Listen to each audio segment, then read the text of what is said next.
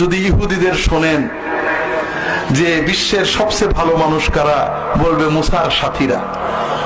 খ্রিস্টানদের শোনেন সবচেয়ে ভালো মানুষ কারা, বলবে ঈসার সাথীরা আলাইহিমুসসালাম। আর যদি শিয়াদেরকে প্রশ্ন করেন দুনিয়ার সবচেয়ে নিকৃষ্ট খারাপ মানুষ কারা, তারা কি বলবে? মুহাম্মদ সাল্লাল্লাহু আলাইহি ওয়াসাল্লামের সাথীরা। বড় কষ্ট লাগে। فرحانين؟ ايه ليش؟ لأنها عايشة في النار. شنو نشيدتكم اليوم؟ عايشة في النار. عايشة في النار. عايشة في النار. عايشة في النار. عايشة في النار. عايشة في النار. عايشة في النار. عايشة في النار.